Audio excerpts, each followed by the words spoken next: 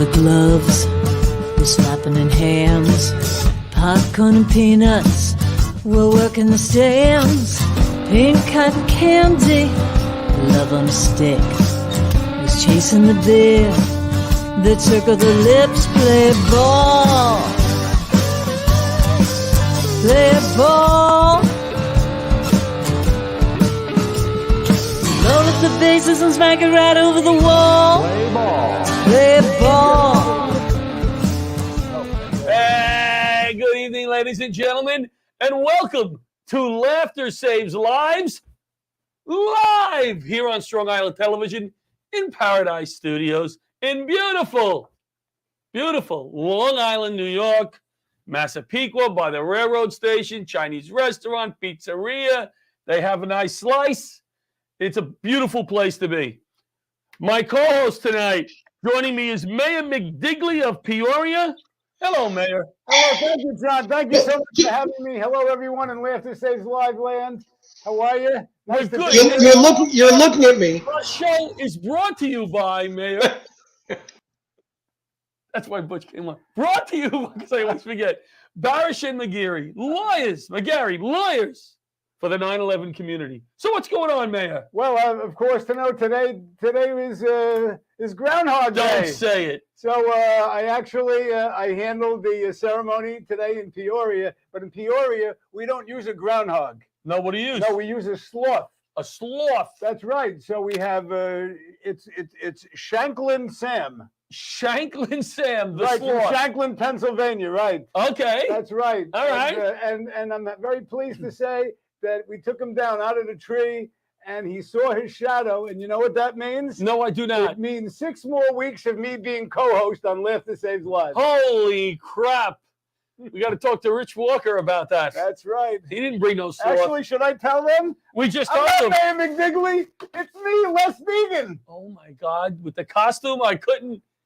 You didn't rent that costume, did you? You didn't pay for that costume. No. Joe Pontillo gave it to me. Can I give Joe a plug? Absolutely. One of our comic friends, That's Joe right. Pontillo. Mayor McDigley from Hank is Evil. Joe, if you're watching, thank you. God bless you. Les will get the costume back to you. He's had it for 3 years, is what he's saying. There we go. Yeah. In fact, I had Joe Napoli's, my buddy Joe Napoli's helmet from when we did the almost gala at the Tank Museum. That's what, 4 years now. Right. I still have his army hat. I got to get that back to him. Wow, 4 years ago. Quick moment of silence. Wilbert Mora, police officer Wilbert Mora, was buried today. They had a funeral at St. Patrick's Cathedral. God bless you. The NYPD #1, and we lost another one, and it's very sad. Very sad day. So let's just take a few seconds, a moment of silence, please.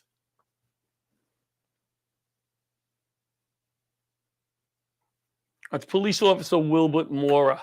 So let me transition from that into I've been complaining about food a lot in this section of the show. You know, this part of the show is what is important out there. Put it all aside and let's talk about things that are on the list, like 45 and up, as importance to in our life. All right. So let me ask you a question. Greek salad. Tell me what's in a Greek salad, Les. Give it to me.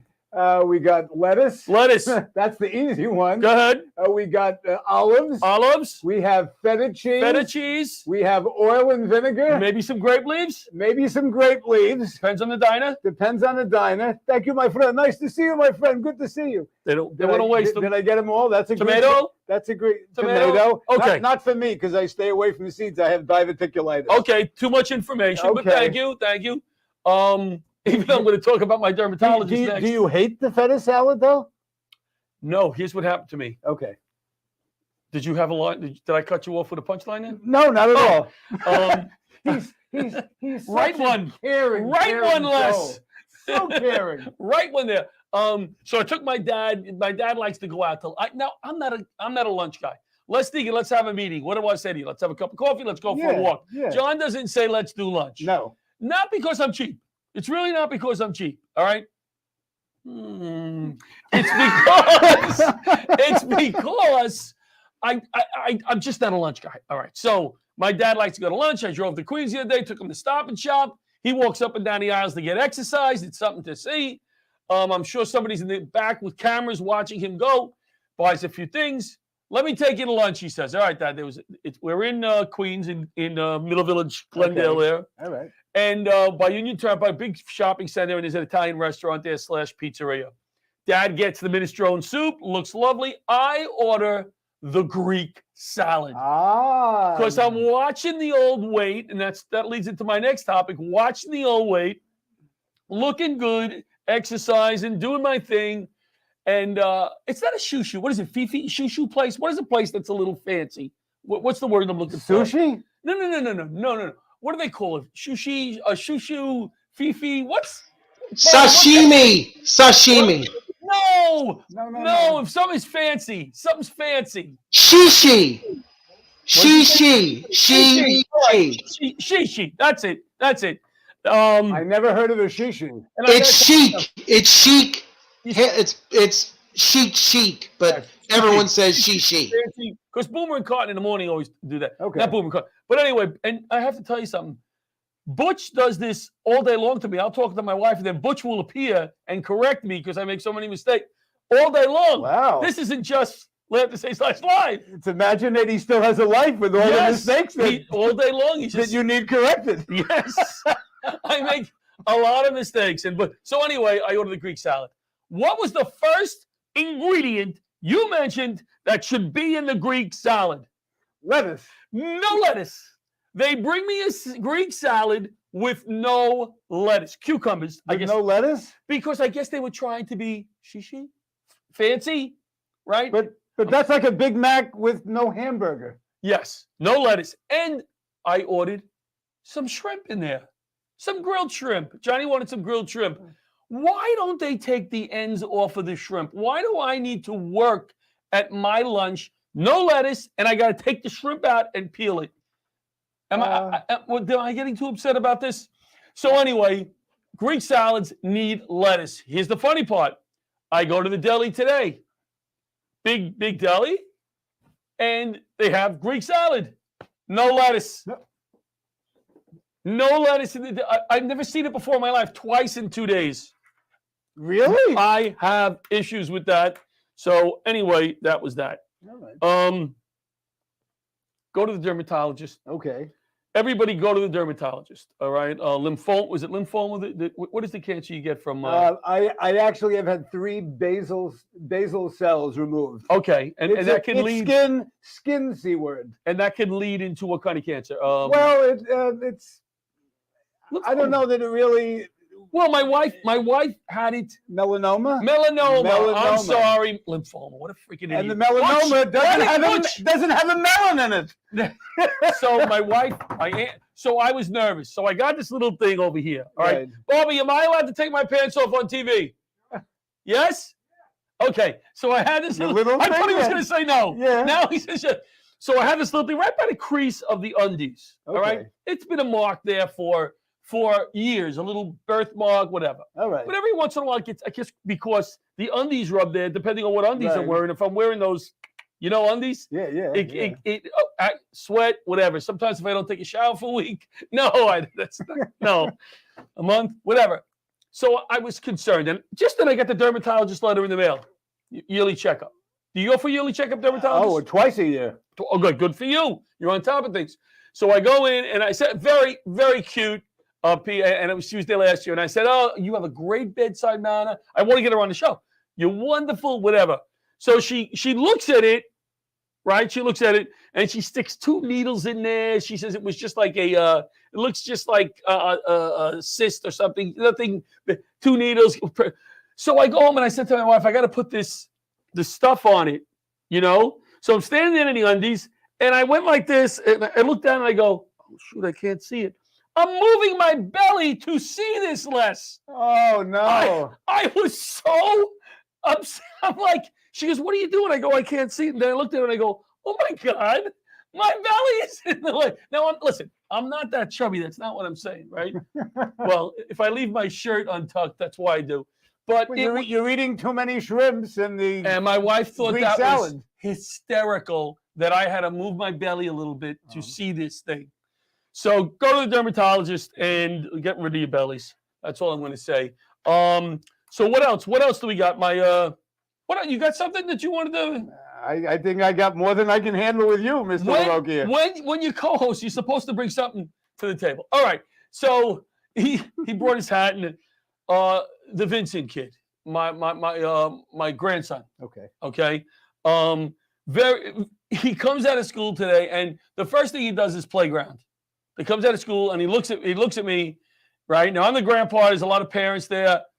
I don't look really much older than any of them. I'm looking good. I'm just telling you right now.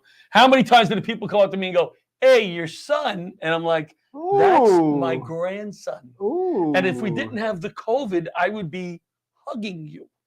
And if he didn't have the belly, he'd be running with I him. would. So he comes out and he jumps in. He goes, "Can I go?" I go, "It's all snow." And instead of coming to me, because knowing I'm going to say no, he runs into the playground with the snow, with the backpack on, with his art in one hand, right? Not letting go of anything, running there. And I go, holy crap. So I had to take it away, and he had a ball in the playground. It is so much fun being the grandbabs, as I'm called. Yeah. See, I love it. I don't have grandkids, but I have grand dogs. I have similar. Gordon and Mac. Similar. And similar. Let's do this, Mr. Deegan. Okay. We want to quickly bring on one of our guests. One soldier, one dog, one team. Do we have Tim? Do we have Kate? Who do we have? Do we have the good-looking one? Yes, we have the good-looking one. Where's Tim? Tim? You're stuck with me tonight. I'm sorry. I apologize in advance. I don't think Tim likes us very much. Tim loves you. He is in a complete panic. He is still trying to get on. All right, tell him not to panic. You got in for him. It's good to see you. Great to see you. I do have to tell you this. Hi. Yes, I do have to tell you this, Les. Greek salad does not have lettuce. I'm sorry. Wow. What? No, every time I got in a diner, it's had lettuce. Listen, can you see this? Yes. I'm telling you, Greek salad does not have lettuce. All right, so you're telling me that a real Greek salad made by the Greeks. But isn't that, I hate to take up your time on this, but isn't that saying like when Italians make pizza in Italy, it's not like pizza in the United States. We Americanized the Greek salad? That's very fair. Very fair. Okay. Very fair. And I can go with you on that. I do like lettuce in my Greek salad. I like my Greek salad on a gyro, but yeah. Did you say gyro? Gyro. You like it on a gyro? Gyro. Yeah, sure. You take Greek salad, you throw it on your gyro with your meat. Gyro. I think you said hero. No, I know they're very close. Is it like GYRO? Yes, sir. You know what? I order them in New York City at lunch all the time, and I say Euro, and they always correct me, and they say it's a gyro. No, so, and then you go like this. Yeah, you know what? The Italian nose only takes you so far in Greek land. So, hi guys. Les, so nice to meet you. Yes, one soldier, one dog, one team. Bobby, you have the flyer for the show. We're excited about coming to on the Jersey side. I'll be there. I'll be there. Are you guys going to be okay? February 11th, right? No, February 11th? No, that's not it. March 4th. March 4th. That's the one. March. All right. So tell us about your latest endeavor or next future endeavor. We have been so busy lately. There's been so many matches. Tim has been traveling all over, going to, speaking events and making matches. And we've been working with veterans on getting them training for their dogs and making matches. And all right. So I don't mean to cut you off. Tell them what you mean by matches. You're matching one soldier, one dog. Yes. Yep, one soldier, one dog, one team. So we take one soldier suffering from PTSD that reaches out and they need some support. We find them a shelter dog.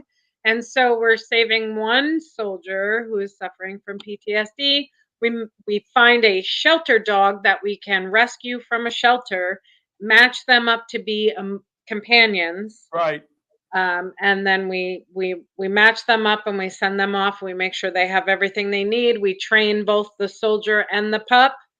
to be a great team together. We do other services as well. We do service dog. We will pay for someone to have their service dog trained. We help other people with their mortgage and their finances, and whatever we can do to help a soldier suffering, we do. We love you guys. This is the core of what I want Laughter Saves Lives to be, assisting organizations like yours. And you are. This is what you are. This is why we're partnered. Yeah, we haven't in a big way yet, but little steps. We've done some small things. The show, we're matching one soldier, one dog, one team, and a Jewish comic, which has never been done. So we're excited about that. So we look forward to working with you on the show and moving forward. And I just wanted you to come in quick because I love what you guys do. Thank you for having us on. We appreciate you. We cannot wait to have you in New Jersey. I hope you're prepared. We're ready in Manalapan. I hope you're prepared because we're gonna challenge you. But we are prepared. I love the top hat, Les. Take my hat off to you. Les, I cannot wait to shake your hand. Can we hug? Are we allowed a COVID hug? Awesome. Yes. Well, we have to do back-to-back. Back-to-back hug like this. Yeah, we will hug. Well, you and I can do back-to-back, but I want to kiss Les's head. Oh, that forehead there needs a big fat kiss. Oh, I can't wait. All right, we will see you soon, my dear. Nice to see you. Thank you so much for having us. We appreciate you. We can't wait to have you out. Thank you. Excellent. That was Kate. One soldier, one dog, one team. I feel bad because Tim is trying to get in, and we couldn't get him in, but that's okay. That's okay. Okay. Our next guest, because we're going to commercial after this. We're going to break. I can't say commercial. We're going to break after this. Our next guest is a broadcasting legend. Did you hear what I just said? Yes. He's a broadcasting legend on historic WABC radio and around the globe, and the host of The Other Side of Midnight. Let's bring in Frank Morano. All right. Hello, gentlemen. Hello, John and Mr. Mayor. It's great to talk with you. Thank you. Nice to see you. Frank, I like the way you separated me and the gentleman. It's so good to see you, my brother. It's great to see you, and especially to be on with Les. He was America's mayor even before Rudy Giuliani was, and that's right. He's doing a great job. Absolutely. We, okay, I mean, you are a big shot here. You're as Butch said, a legend. When you started describing a broadcasting legend, I started wondering who else do they have booked on the show, because they can't be describing me. Butch and I had this discussion, and he may come on right now. And I said, Butch, I don't know if Frank wants to be called a legend yet, because to me, it's like the pinnacle. You've been around, legend. Now, if you're a legend already, you may be like, well, I'm a legend now. I'm not. Listen, Frank Morano is a legend. Well, Frank, you are Frank. Thank you, Butch. As long as I'm described as working and presently employed, I don't care what other qualifiers are there.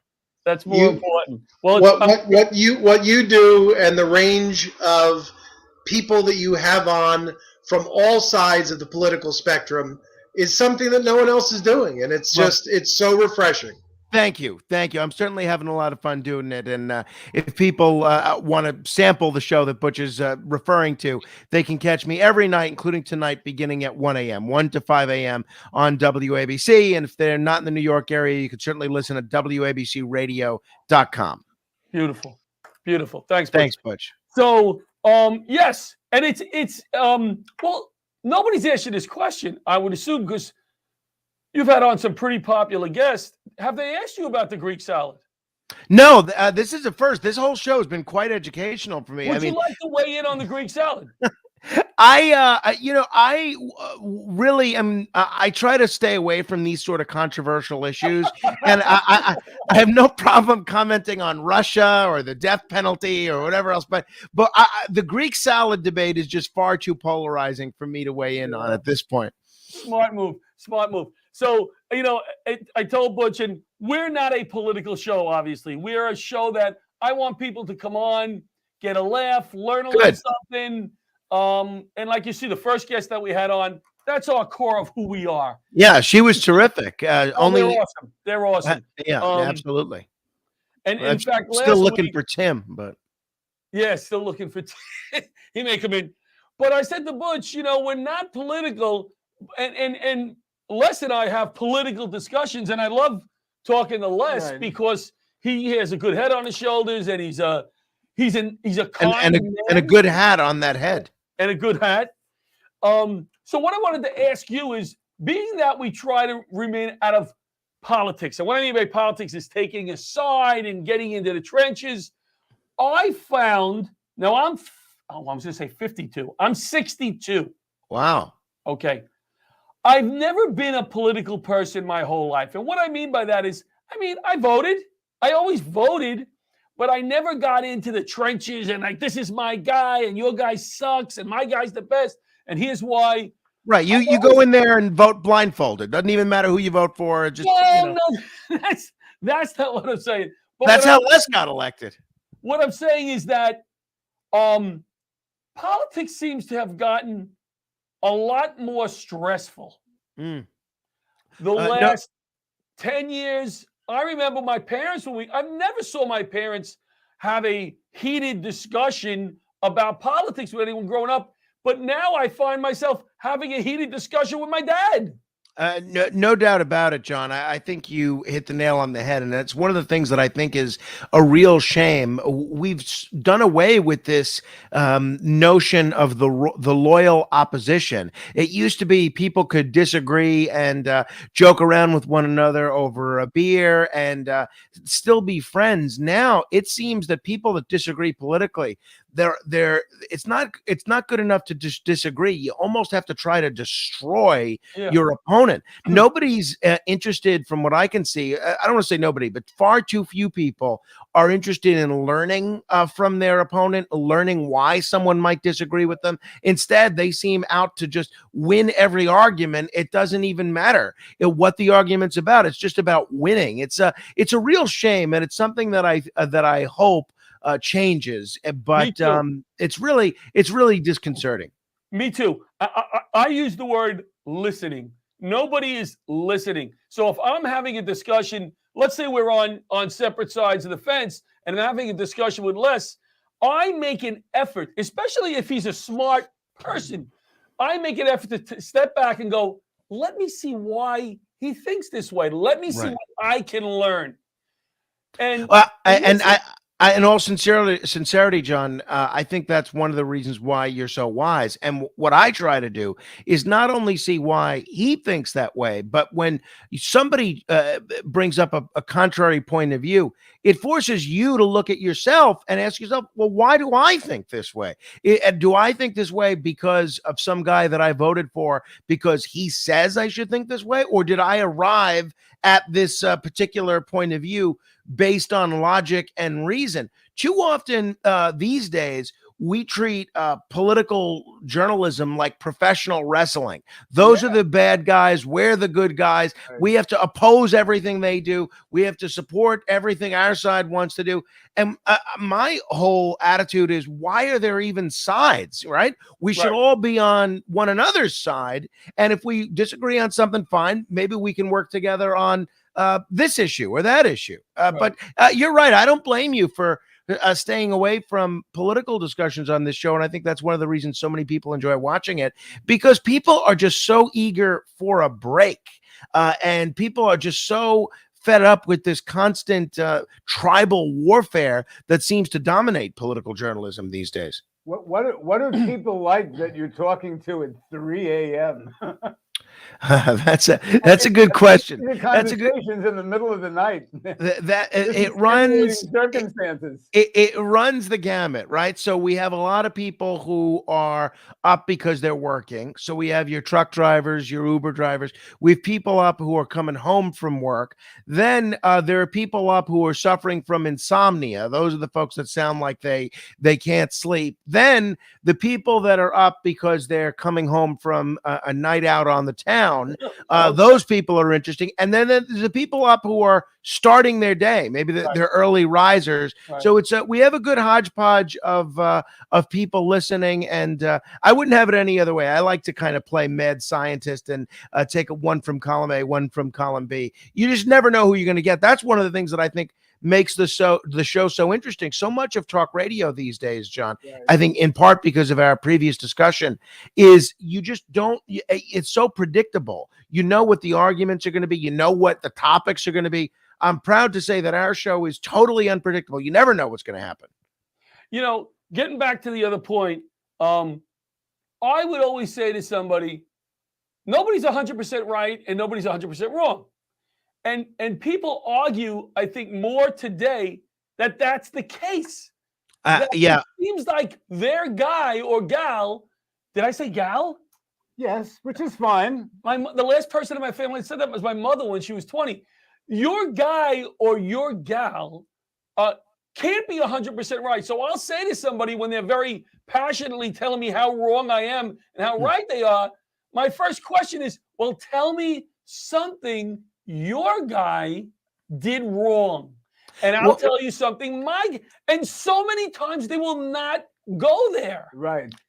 Well, I think you're right. I mean, based on what I can see, Holtzville Hal is probably 100% wrong with his weather predictions. I know he had an unusual prediction for Groundhog Day yesterday, but I'm always a Staten Island Chuck guy myself when it comes to the groundhog. But I think you're right. With the exception of these rodents that predict the weather, it's very rare that somebody's all right or all wrong.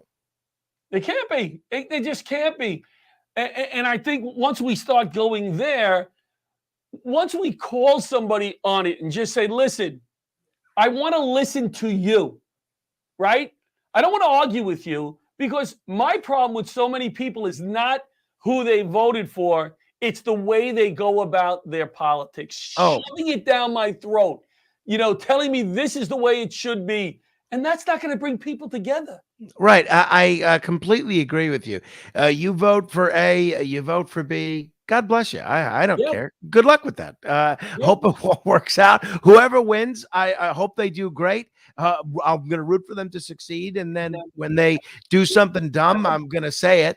And I think, I think that's a big part of the American tradition. And I think it's a shame that we've gotten away from that so much. I think a part of the problem is these cable news networks, and not just the cable news networks, but, podcasts and other forms of political media, they almost thrive on division, right? They almost thrive on painting the other side as enemies to be not trusted. And I think it may work well to provide for the bottom line on MSNBC or Fox, but I don't think it serves the American people well.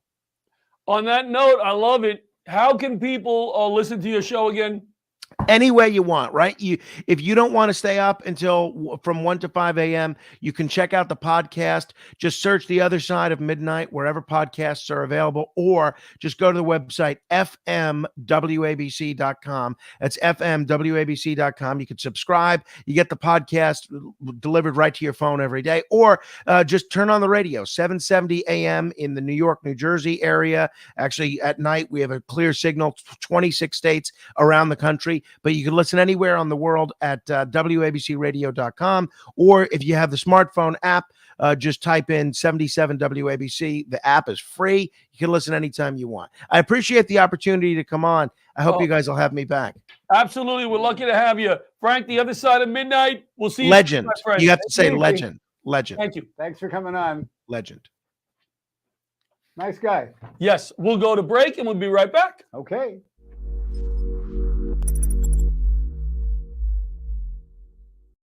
"9/11 didn't end on 9/11. 500,000 people were exposed to the World Trade Center toxins and are still at risk today. 68 cancers have been linked, including skin cancers, prostate cancer, breast cancer, blood cancers, and many respiratory illnesses. Fortunately, all victims qualify for free healthcare, and more than $10 billion is available from the 9/11 Victim Compensation Fund. I was a paralegal just 2 blocks from Ground Zero. I had skin cancer and lymphoma. I worked at Goldman Sachs. I had kidney cancer and respiratory illnesses. I was a downtown teacher. I had breast cancer. I qualify. I qualify. I qualify. If you were downtown anytime on or after 9/11, call Barish and McGarry, the lawyers for the 9/11 community. Call today.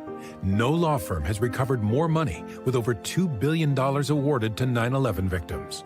If you worked, lived, or went to school in the exposure zone on or after 9/11, call Barish and McGarry today. My father worked downtown. He died of bladder cancer. I ran from Gateway Plaza in a cloud of smoke as the towers fell. My mother and I qualify. I qualify. Barish and McGarry's advocacy for 9/11 victims isn't just professional, it's personal. With offices just steps from ground zero, they witnessed the pain of the 9/11 attacks and lobbied Congress to pass and permanently extend the Victim Compensation Fund. I was a downtown court officer. I had prostate cancer in 2007. I qualify. We all qualify.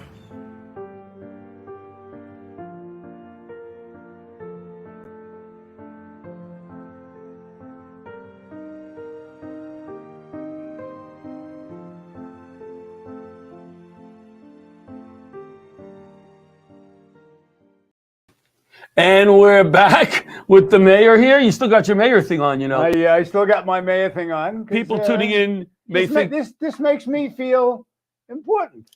you are important. Let's bring in Mandy Stanley Taylor, firefighter EMT from Colorado. There she is. Hey, guys. Hey, Mandy, how are you? Good. How are you? We're finally talking, Mandy. I Finally. mean, you've been all over the globe.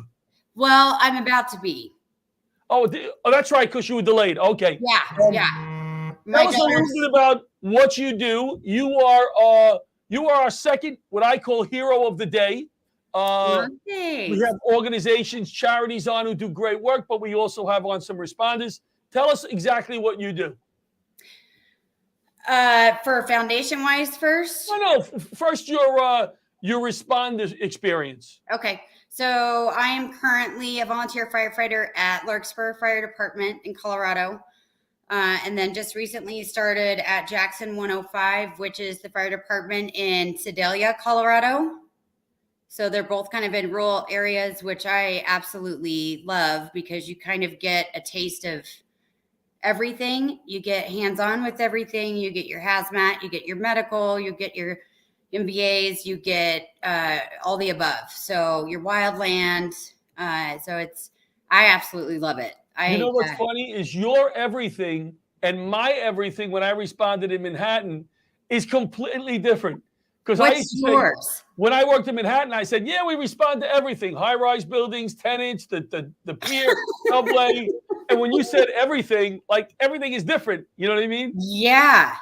But Colorado, I've taught all over the country. I love Colorado. It wasn't in Colorado. I'm trying to remember where it was.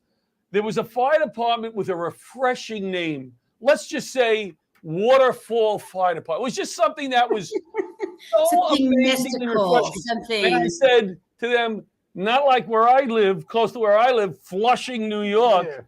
Yeah. You know, where our Mets play. So, are you a native Colorado?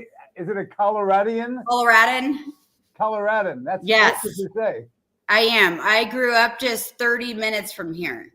Oh, just right. look at her. Look how look at her. Yeah. She's so relaxed. So no, I'm nervous. I've never done this before. Well, neither have we. So really just kind of go with the flow. That's it. That's who we are. That's why I like live.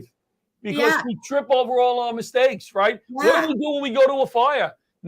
It's never the same. Yes. It's organized confusion, right? Yes. Organized chaos is what I like to call it. And we get it done. So it's a pleasure having you on. Tell us a little bit about the charities that you've been involved with or will be involved with. We always like to talk about them.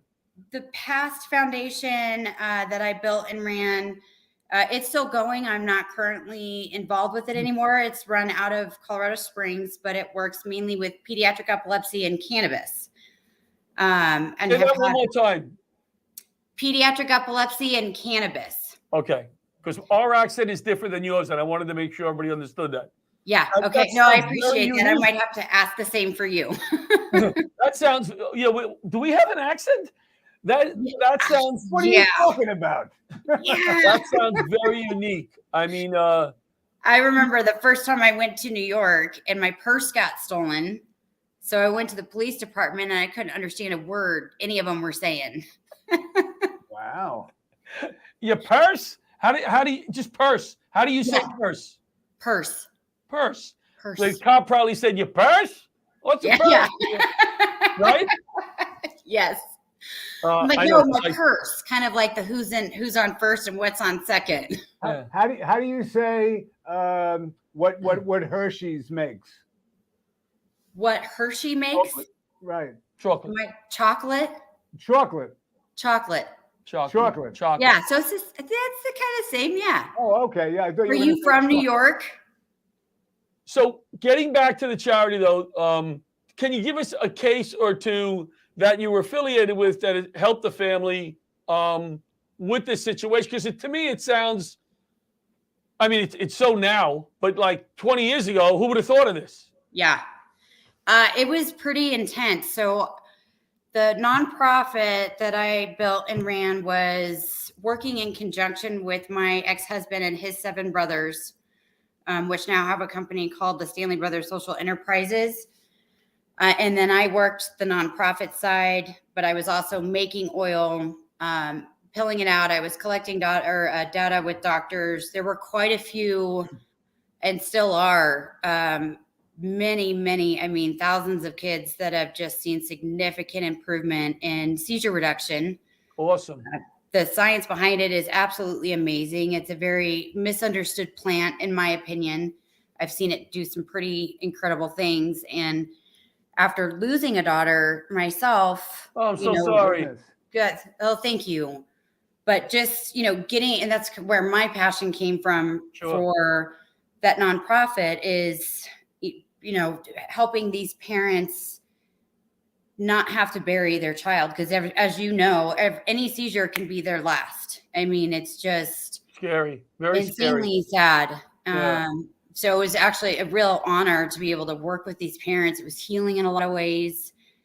Definitely didn't see, something like that with cannabis ever happening.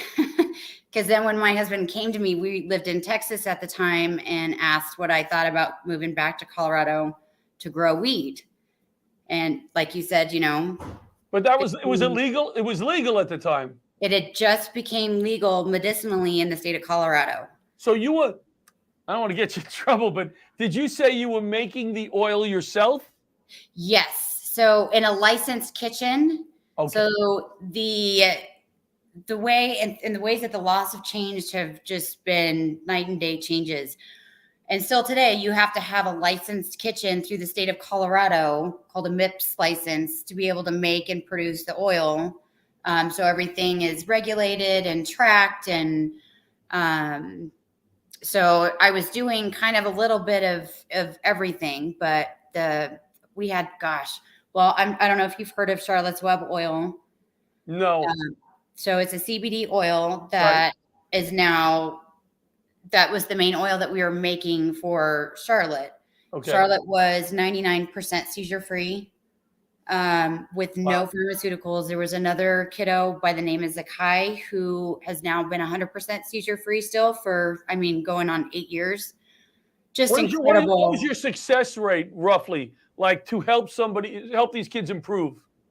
Less seizures. Oh, gosh. I haven't put all the data together for years. I'm saying ballpark it to me. Just approximately, I would say about 76% significant improvement with just epilepsy. We also had cancer patients, which is where it all started with. Mm-hmm. Wow, phenomenal. Yeah.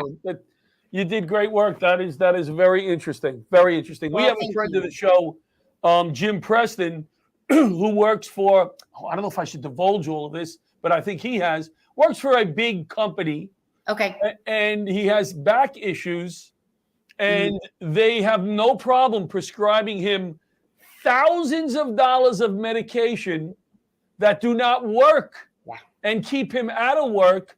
But when he uses the cannabis oil, I guess he uses cannabis oil, the cannabis, he can do just about anything most times, and he'd be back to work. They would save thousands of dollars in drugs, and he'd be back to work. Yep. It's So amazing. there's something there. It's misunderstood. I have a past with opiates from doctors. I lost about 4 or 5 years to opiates. Been sober almost going on 5 years, and they slowly steal your soul, and you don't even see it happening. And people, we all listen, to our doctors. And I'm not saying that they're not necessary or, they don't have their benefits at all. But with something like cannabis as an option without, the same addictive properties, it can be really beneficial. It's a very, very beautiful plant, in my opinion. Yeah. No, you haven't. I mean, you're coming from experience. Yeah. Well, we thank you for being on the show. Yeah, thank you for having me. You did a great job. You said you were nervous. What's kind of funny is I remember the exchanges back and forth on Facebook, and a few of them were like, "How'd you find me? Yeah. What do you want from me?" How did you see it? I started feeling like a stalker, So now I'm trying to respond and not. Well, I was going through and I saw you on Facebook. That doesn't sound good, but I think it all worked out. Yeah, it did. Yeah, was it the 9/11 incline climb that you saw? What's that? The 9/11 20th anniversary incline. It's the stairs that we have in Colorado Springs. Is that what you saw? What about it? Is that what you saw on Facebook? I don't remember. Okay. But we were out to Colorado a number of years ago. We did a show in Colorado Springs. I want to come back because it's beautiful, and we would love to come back. So maybe you could help me and give me some direction there, and we'll be back. Yes, absolutely. Let me know when you do. All right. Thank you for your service. Thank you, Mandy. Oh, you're very welcome. Thank you for having me. You guys have a good night. Thank you for your services. It's been our pleasure. Good night. Right. That's Mandy Stanley Taylor, a firefighter EMT from Colorado. You know what I just thought? Greek salads do not have CBD oil in them. No, well, we have to change that. Let's go to a break, and we'll be right back with our comic.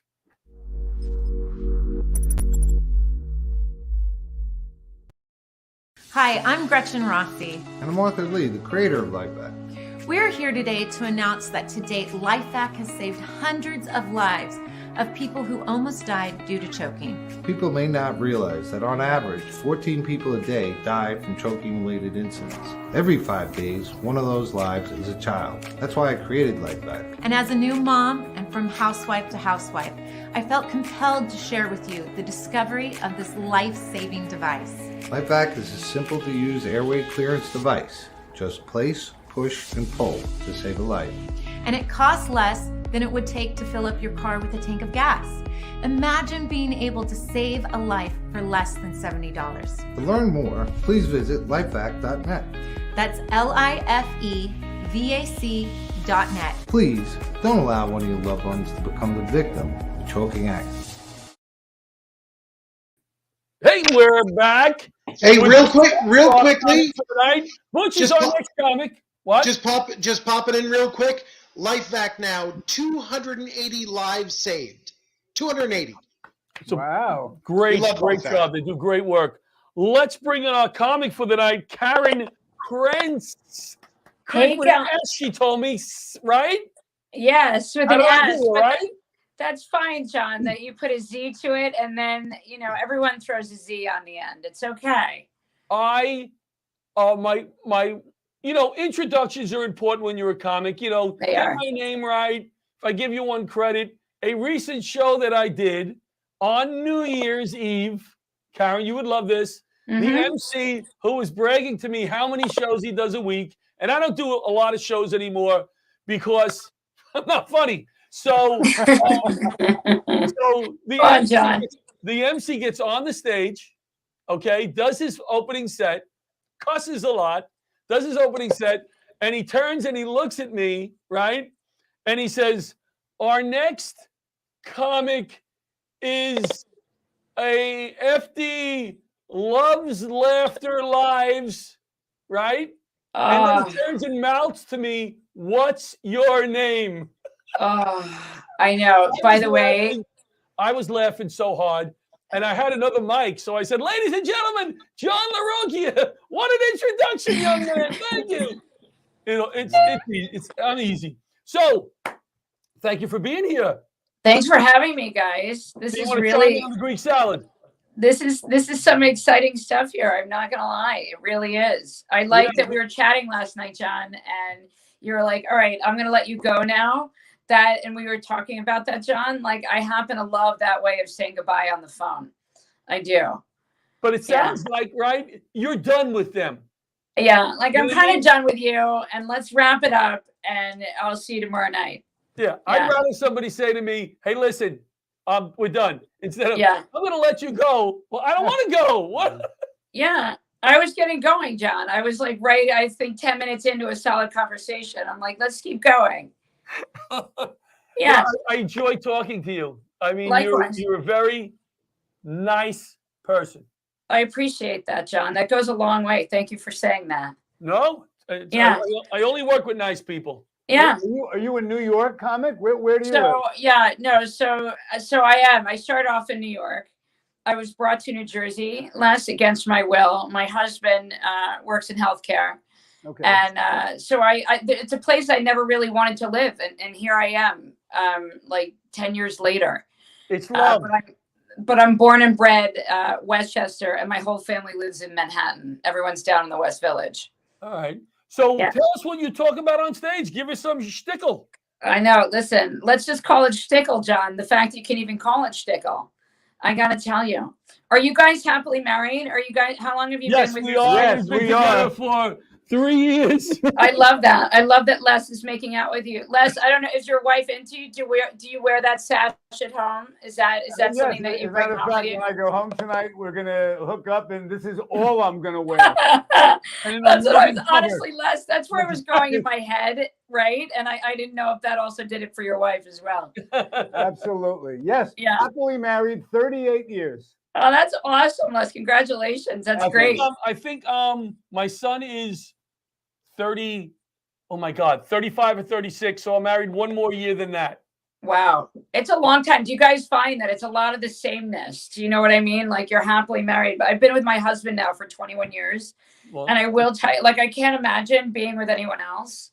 But we definitely do constantly have to add brand new repertoire into like our daily lives, or else it gets very, very boring. You know? I mean, like in bed, for instance, and again, we're not going to make this too dirty because I know this is probably like a PG podcast ish. But, you know, like for me, I would love it if I could just bring in like a body double, say at about, like, I'm good for the kissing part, right, into the evening and the making out part. If I could just then tap out, right, and then bring in another woman who looks exactly like me. And we're a dime a dozen. There's a lot of small Jewish women. You guys don't see how tall I am. But I would say there's easily about 50 million small Jewish women with the name of Karen running around Manhattan. If I could then bring her in to do the mid part of what I don't want to do with my husband, truly. Heavy lifting. Yeah. And then I would tap back in at the end, John. That's the whole part at the end where I would tap back in for the passing out part and the spooning. But if I could just skip the middle part there, I really feel like that would just do my marriage just a serious, like, it would work wonders. I'm really. gonna ask my wife if I can do that. If I can ask her. Karen said, I'll start off with Karen said. Yeah, no, you can use it. A body double for you to do heavy lifting. If I may, so in other words, you're like a starting pitcher that can go maybe 3 innings or so, and then you bring in the long reliever. Exactly. I like that, Les. I like it. It's like using because baseball. it's going in my act. No, use it. I'll give it to you. Yeah, no, for sure. I mean, my thing also is the longer you're married, right? Like it definitely, what's the word? It gets a little dull. I mean, I'm not gonna lie. Did you guys play the field? Like, I'll give you for instance. So my dad's 81. And give it up for my dad. That's kind of, he's 81 and he's playing the field. He's now dating an 83-year-old woman that he met on JDate. He's having more luck on JDate, right? He's like swiping right on his phone. He's having more luck in that arena than I ever did prior to meeting my husband. Wow. Yeah. God bless. Right? I know. Is there an Alter Cocker JDate? I know. I mean, the fact that truly he's like, honey, I take my life into my own hands every time I'm like literally with this woman. Who knows if I'm even able to do this anymore? Like, you know what I'm talking about? He's very inappropriate.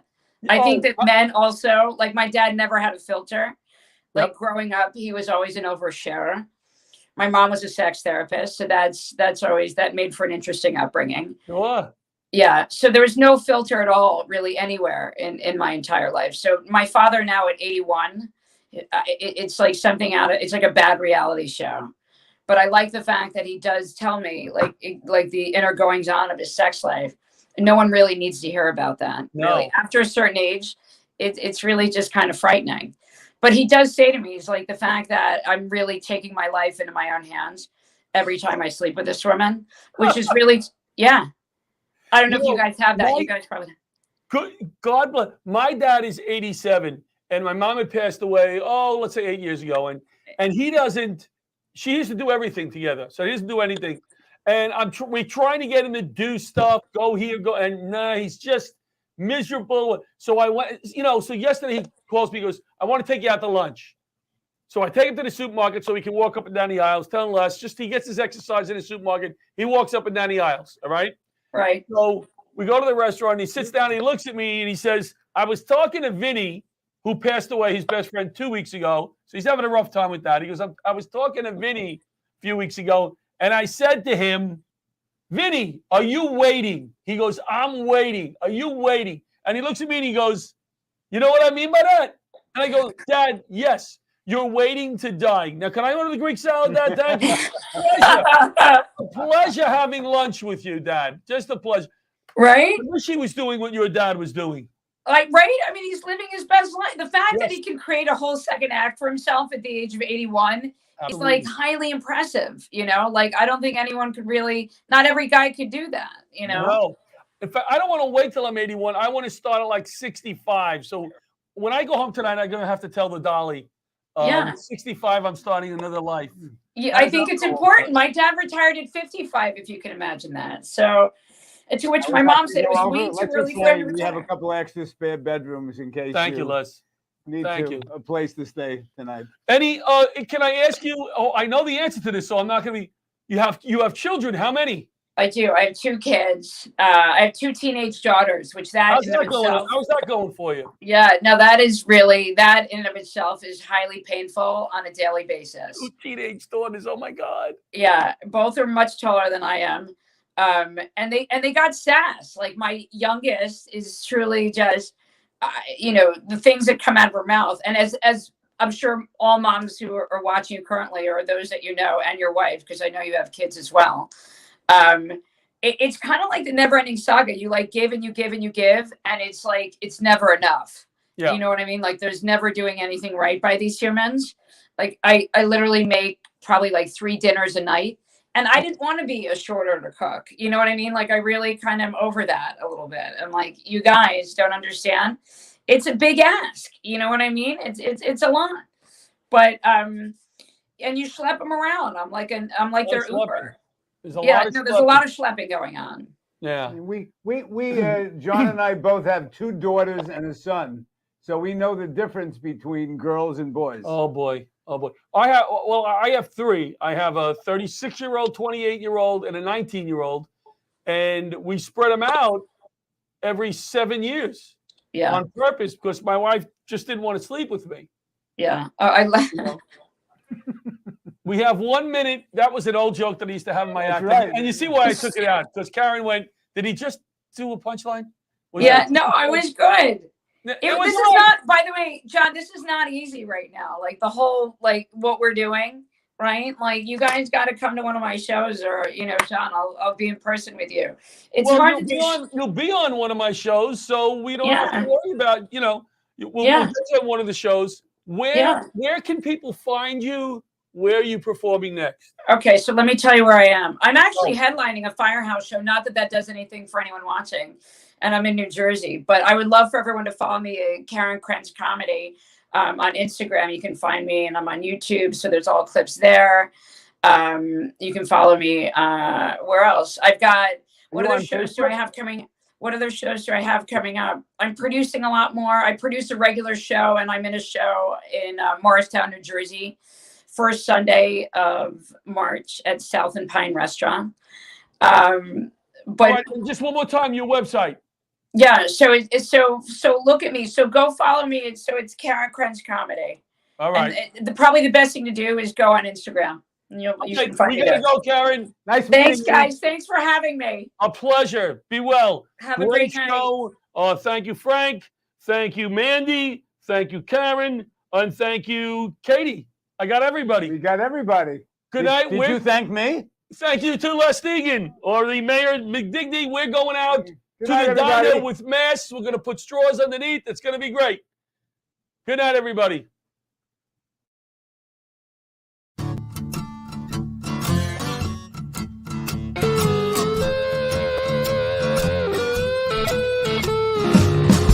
Old leather gloves, we're slapping in hands. Popcorn and peanuts, we're working the stands. Pink cotton candy, love on a stick. Was chasing the beer that circled the lips. Play ball, play ball. Roll up the bases and smack it right over the wall. Play ball. Play ball.